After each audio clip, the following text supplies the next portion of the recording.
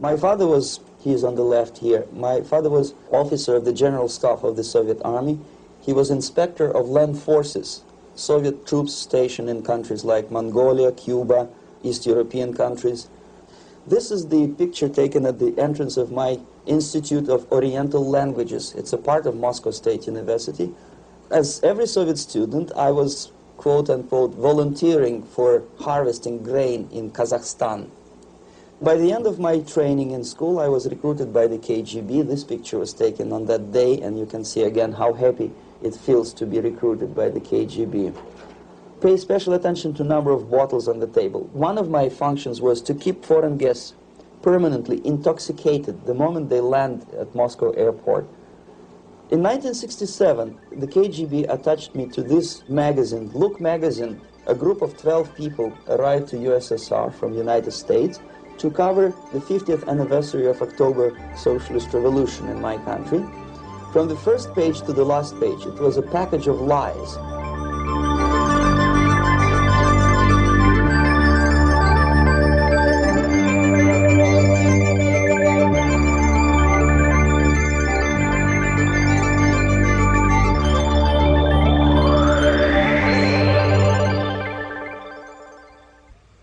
Our conversation is with Mr. Yuri Alexandrovich Bezmenov. Mr. Bezmenov was born in 1939 in a suburb of Moscow. He was the son of a high-ranking Soviet Army officer. He was educated in the elite schools inside the Soviet Union and became an expert in Indian culture and Indian languages. He had an outstanding career with Novosti, which was the, and still is, I should say, the press arm or the press agency of the Soviet Union. It turns out that this is also a front for the KGB. One of his interesting assignments was to brainwash foreign diplomats when they visited Moscow. And he'll tell us a little bit about how they did this and how they planted information which eventually wound up in the press of the free world. He escaped to the West in 1970 after becoming totally disgusted with the Soviet system, and he did this at great risk to his life. He certainly is one of the world's outstanding experts on the subject of Soviet propaganda and disinformation and active measures. Mr. Bezmenov, I'd like to begin by having you tell us a little bit about some of your childhood memories. Well, the most vivid memory of my childhood was Second World War, or to be more precise, the end of the Second World War, when all of a sudden United States, from a friendly nation, which helped us to defeat Nazism, turned overnight into a deadly enemy. And it was very shocking because all newspapers were trying to present an image of belligerent, aggressive American imperialism. Most of the things that we were taught is that United States is aggressive power, which is just about to invade our beautiful, free, socialist country, that American CIA is dropping Colorado beetles on our beautiful potato fields to eliminate our crops, and each schoolboy had a picture of Colorado bug on the back page of his notebook, and we were instructed to go into collective fields to search for those little Colorado bugs. Of course, we couldn't find any, neither we could find many potatoes, and that was explained again by the encroachments of the decadent imperialist power. The anti-American paranoia, hysteria in the Soviet propaganda was to such of such a higher degree that many less skeptical people or less stubborn would really believe that the United States is just about to invade our beautiful motherland, and some secretly hope that it will come true. That's interesting. Yes. Well, getting back to life inside the Soviet Union or inside communist countries in general, in this country, at the university level primarily, we read and hear that the Soviet system is different from ours, but not that different, and that there is a convergence developing between all of the systems of the world, and that really doesn't make an awful lot of difference what system you live under, because you have corruption and dishonesty and tyranny and all that sort of thing.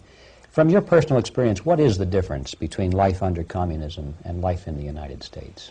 Well, life is obviously very much different for simple reason that the Soviet Union is a state capitalist economically. It's a state capitalism where an individual has absolutely no rights, no value, his life is nothing, it's just like an insect. He is disposable, whereby in the United States even the worst criminal is treated as a human being, he has a fair trial, and some of them capitalize on their crimes. They publish their memoirs in their prisons and get handsomely paid by your crazy publishers. The differences, of course, in the daily life are very various, depending on whom we are talking about. In my own private life, I never suffered from communism simply because I was brought up in a family of high-ranking military officer. Most of the doors were open for me. Most of my expenses were paid by the government, and I never had any troubles with the authorities or with the police. So, in other words, I would say I enjoyed, or I had good reasons to enjoy, all the advantages of so-called socialist system. Mm-hmm. My main motivations to defect had nothing to do with affluence. It was mainly moral indignation, moral protest, rebellion against the inhuman methods of the Soviet system. Well, specifically, what did you object to? I objected, first of all, against oppression of my own dissidents and intellectuals. And that was the most disgusting thing that I witnessed as a young man, young student, who was brought up a very troublesome period in our history, from Stalin to Khrushchev, from total tyranny and oppression to some kind of liberalization. Second, when I started working for the Soviet embassy in India, to my horror, I discovered that we are millions times more oppressive than any colonial or imperialist power in the history of mankind. That my country brings to India not freedom, progress, and friendship between the nations, but racism, exploitation, and slavery, and of course economical inefficiency to this country. Since I fell in love with India, I developed something which by KGB standards is extremely dangerous thing. It's called split loyalty, when an agent likes a country of assignment more than his own country. I literally fell in love with this beautiful country, a country of great contrasts, but also great humility, great tolerance, and philosophical and intellectual freedoms. My ancestors used to live in caves and eat raw meat when India was a highly civilized nation 6,000 years ago. So obviously the choice was not to the advantage of my own nation. I decided to defect and to entirely dissociate myself from that brutal regime. Mr. Bezmenov, we've read a lot about the concentration camps and the slave labor camps under the Stalin regime. Now the general impression in America is that those things are part of the past. Are they still going on today, or what is the status? Yes. There's no qualitative change in the Soviet concentration camp system. There are changes in numbers of prisoners. Again, this is unreliable Soviet statistics. We don't know how many political prisoners are there in the Soviet concentration camps. But we sure know from various sources that at each particular time there are close to 25 to 30 million of Soviet citizens who are virtually kept as slaves in forced labor camp system. The size of the population of a country like Canada is serving terms as prisoners.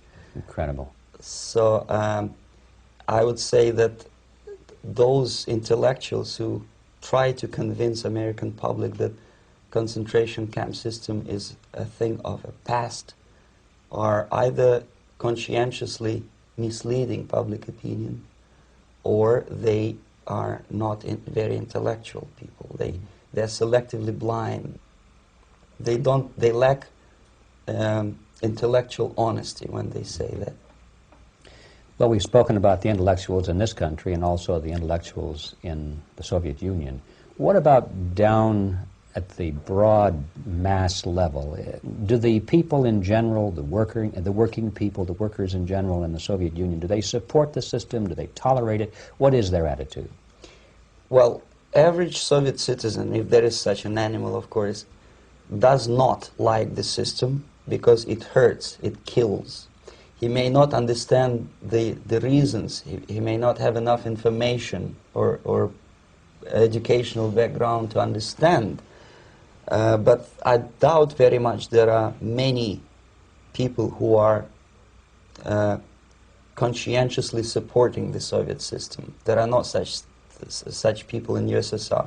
Even those who have all the reasons to enjoy socialism, people like myself, who were a member of journalistic elite, they also hate the system for different reasons, though. Not because they lack material affluence, but because they are unfree to think, they are in constant fear, duplicity, split personality. And this is the greatest tragedy for my nation. Well, what do you think are the chances of the people actually overcoming their system or replacing it? There is a great possibility that system will sooner or later be destroyed from within. There is a self-destructive mechanism built into any socialist or communist or fascist system, because there is lack of feedback, because the system does not rely upon loyalty of population. But until this Soviet junta is being supported by the Western so-called imperialists, that is, multinational companies, establishments, governments, and, let's face it, intellectuals, so-called academia in the United States is famous for supporting the Soviet system. As long as the Soviet junta will keep on receiving credits, money, technology, grain deals, and political recognition from all these traitors of democracy or freedom, there is no hope, there is not much hope for changes in my country, and the system will not collapse by itself simply because it's being nourished by so-called American imperialism. This is the greatest paradox in history of mankind, when capitalist world supports and actively nourishes its own destroyer, destructor. I think you're trying to tell us something in this country. I'm trying to tell you that it has to be stopped unless you want to end up in Gulag system and enjoy all the advantages of socialist equality, working for free, catching fleas on your body, sleeping on the planks of plywood in Alaska this time, I guess. That's where Americans will belong, unless they will wake up, of course, and force their government to stop aiding Soviet fascism. Well, you told us a moment ago why you left the system. I'd like to hear the details of how you did it. It must have been a very dangerous thing. It was not so dangerous, it was crazy. First of all, because defecting in India is virtually impossible, thanks to very strong pressure from the Soviet government. Excuse me, you were in India on assignment at that time. Yes, I was working for the Soviet embassy in New Delhi as a press officer. And defecting for a Soviet diplomat is next to impossible. It's a suicide, as I said, because a great friend Indira Gandhi pushed a law through parliament which says, and I quote, "No defector from any country has a right of political asylum in any embassy on the territory of Indian Republic," which is a masterpiece of hypocrisy. No other defector but the Soviet one needs a political asylum. So, knowing that perfectly well, I planned a craziest possible way to defect. I studied counterculture in India. There were thousands of young American boys and girls with no shoes, long hair, smoking hash and marijuana, studying sometimes Indian philosophy, sometimes simply pretending that they study. And they greatly annoyed Indian police, and they were laughing stock of Indians because obviously they were good-for-nothing students. I studied carefully where they congregate, what routes they travel, what language they speak, what do they smoke. And one day I simply joined a group of hippies to avoid detection of Indian police. I was dressed as a typical hippie with blue jeans, long kameez shirts, with all kind of nice decorations like beads, long hairs. I bought a wig because for several weeks I had to turn myself from a conservative Soviet diplomat into a very progressive American hippie. And that was the only way that I could avoid detection. It was very interesting experience, but it was necessary because from my own knowledge as a member of Soviet embassy staff, I knew that there were many cases when Soviet defectors were betrayed by Indian police, and also some Western embassies played a very dirty role in betraying the Soviet defectors. According to our information, they were some, I wouldn't call them double agents, but simply immoral people working for the United States Embassy, and confiding in people like this would be a suicide. So I had to be extremely careful. I could not trust anyone, and that was the reason for such a crazy way to defect. Well, had you been caught in the act of trying to get out, what would have happened to you? Oh, most likely I would end up in concentration camp, or depending on the situation and on the whim of some bureaucrat in KGB, maybe even executed. This is normal practice, quietly, of course, not publicly. But that would be the end of my defection, of course. Well, when did you finally make it to the United States? In 1970, after about 6 months of debriefing in Athens by the CIA, and I presume FBI too, they let me go first to Germany, then to Canada. That was my decision. I had to change my identity to protect my family and my friends in USSR. And also I was a little bit paranoid, knowing that both Soviet KGB and probably some double agents within the American system may be after me. So I wanted to settle down as far away as possible. I requested CIA to give me some kind of new identity and just let me go on my own. And I settled in Canada. I was a student. I changed many professions, from farm help and laundry truck driver to language instructor and broadcaster for Canadian Broadcasting Corporations in Montreal. Well, have you had any threats on your life or any unpleasant? In about 5 years, KGB eventually discovered that I am working for Canadian Broadcasting. I made a very big mistake. I started working for overseas service of CBC, which is similar to Voice of America, in Russian language. And of course, monitoring service in USSR picked up every new voice.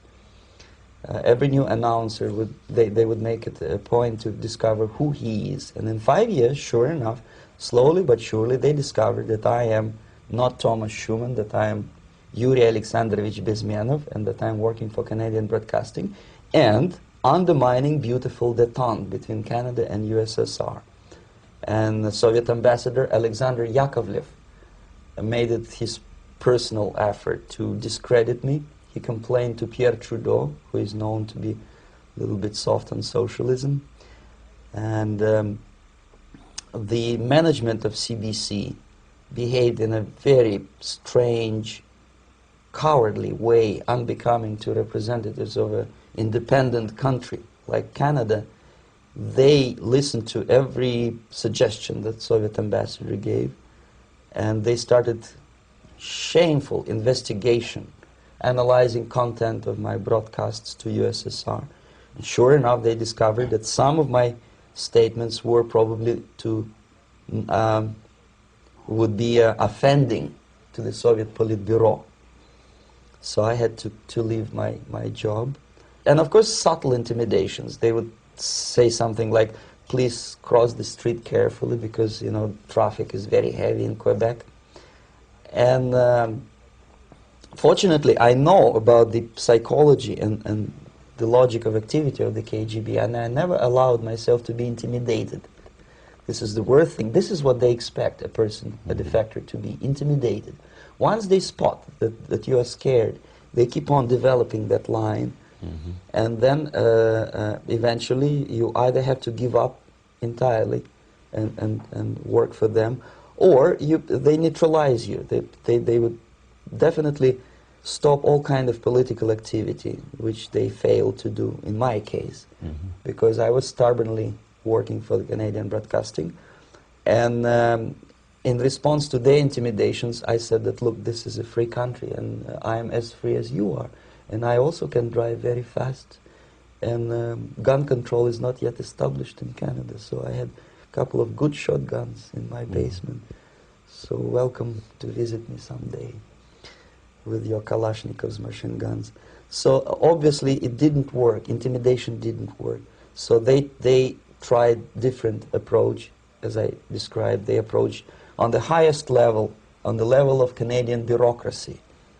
And at that level they were successful. On that level they were successful. On individual level they failed flat.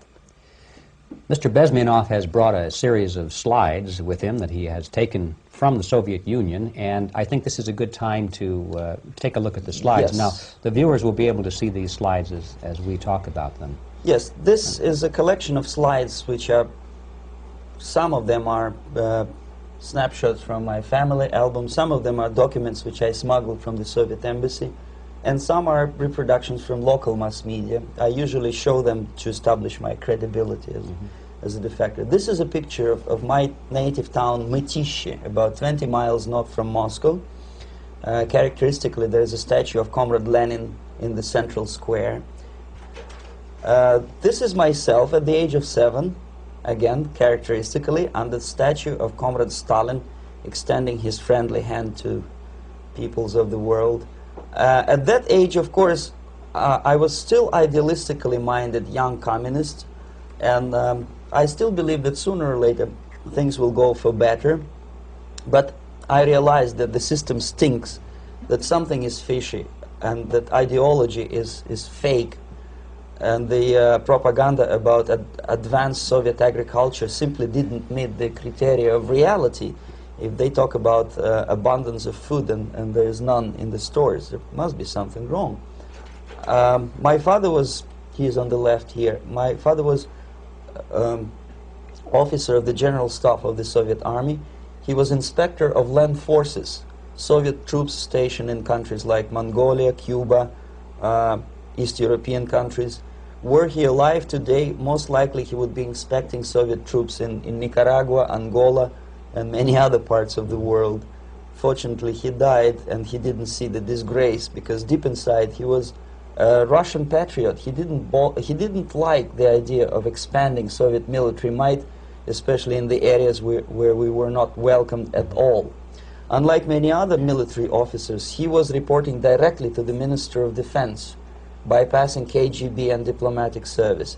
In other words, he was a trusted military professional.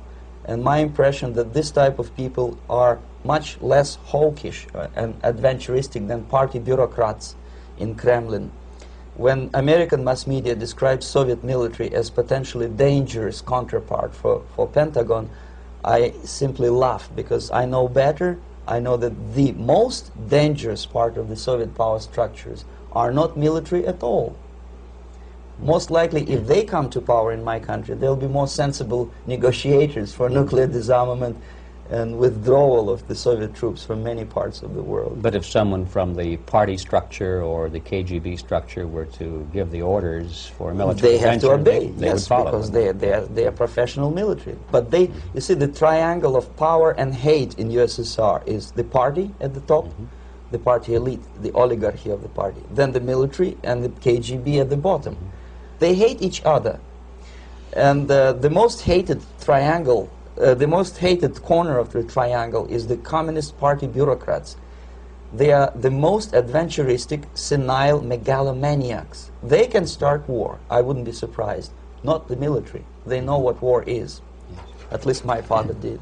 This is the picture taken at the entrance of my Institute of Oriental Languages. It's a part of Moscow State University. I graduated in 1963.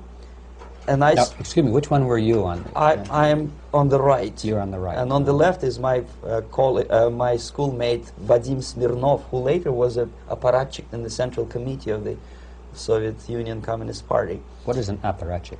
It's a functionary, something like civil service in British Empire. Someone who is never fired from the service. He stays there internally. He may not be promoted too high, but he's a dependable bureaucrat who will stay forever. I studied not only languages, but also history, literature, even music. I'm on this picture, I'm trying to learn how to play Indian musical instrument. I even tried to look like an Indian when I was second-year student. Not bad, really. Yes, actually it was strongly encouraged by the instructors in my school, because the graduates of my school were later on employed as diplomats, foreign journalists, or spies. As every Soviet student, I was, quote-unquote, volunteering for harvesting grain in Kazakhstan. This is the biggest agricultural blunder of the Soviet government. But I didn't have much choice, of course, because the communist motto borrowed from the Bible says, "Those who do not work shall not eat." And you can see me eating, therefore I was working, and you can see how happy I was about it. I went through a very extensive physical and military training, including the military games in areas, suburban areas of Moscow. And here, for example, we are on a tour in Arkhangelsk area. And by the end of my training in school, I was recruited by the KGB. This picture was taken on that day, and you can see again how happy it feels to be recruited by the KGB. Our conversation with Yuri Alexandrovich Bezmenov, who is a defector from the Soviet Union, a former propaganda agent for Novosti and the KGB, will continue after this message.